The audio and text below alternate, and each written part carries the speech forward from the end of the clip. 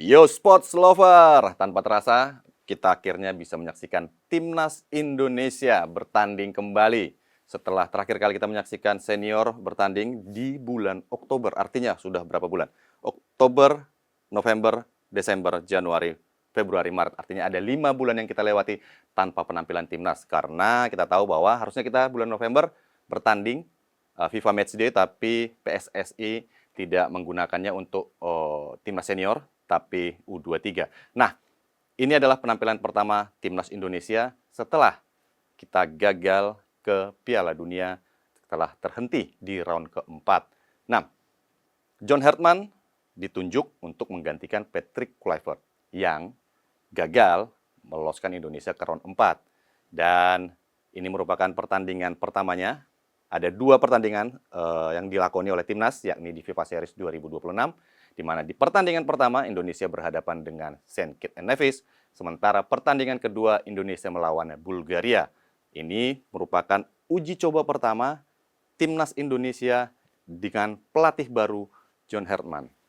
Saya tidak akan membahas tentang bagaimana strategi atau taktik John Hartman karena sudah pasti dibahas di mana-mana dengan menggunakan 3-4-3, seperti apa transformasinya, seperti apa statistiknya. Saya tidak akan membahas terlalu jauh ke sana karena bagi saya ini adalah ibarat sebuah perkenalan atau sebuah kesan pertama ketika kita bertemu dengan seseorang yang kita mungkin punya perasaan seperti itu. Jadi kita berpikir bahwa ini adalah kesan pertama yang harus kita tangkap dari seorang John Hartman.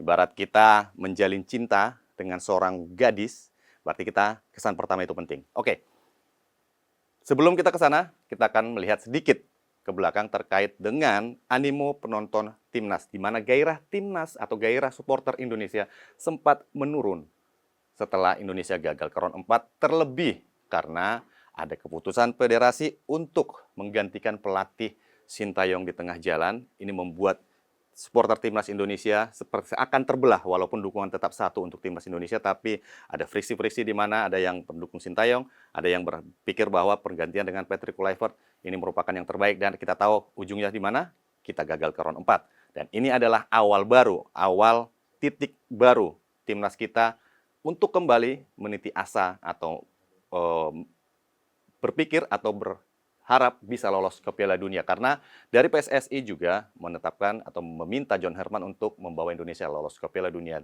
20 atau 2030. Nah, kembali lagi ke FIFA Series.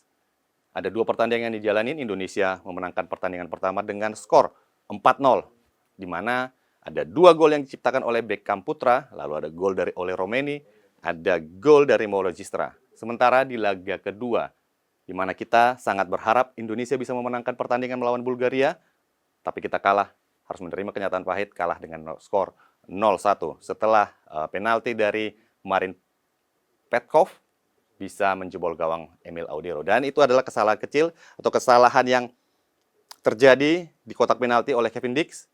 Dan kita lihat bahwa pelanggaran sebenarnya tipis sekali, tapi ya VAR menunjukkan bahwa ada pelanggaran di sana dan wasit menunjuk titik putih. Oke, seperti saya katakan tadi, kita tidak akan membahas statistik terlalu jauh, karena itu pasti sudah dibahas oleh pundit-pundit di Indonesia yang cukup banyak. Saya akan membahas mengenai kesan pertama melihat John Hartman menjadi nakoda baru dari Timnas Indonesia. Kita melihat dari gestur.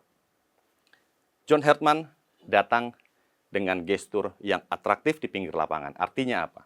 Artinya dia mengikuti perjalanan pertandingan ini dengan sepenuh hati.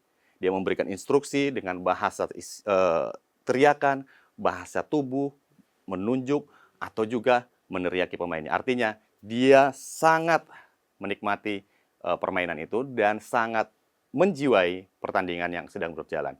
Lalu apalagi? Kita melihat bagaimana John Hartman dalam berkomunikasi. Kita pernah dalam posisi di mana bahasa menjadi salah satu polemik yang diperdebatkan, yakni ketika Sintayong tidak bisa berbahasa Indonesia.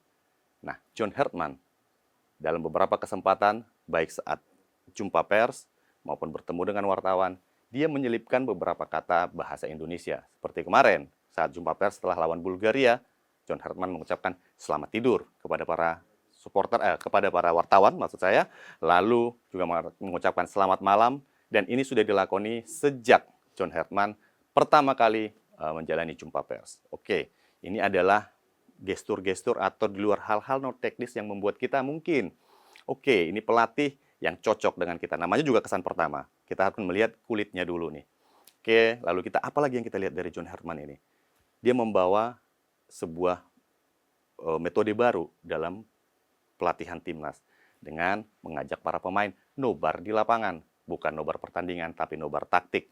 Dia membawa televisi ke lapangan saat para pemain bertanding, dan ini merupakan salah satu kebiasaan yang dilakukan para pemain atau tim-tim elit di Eropa.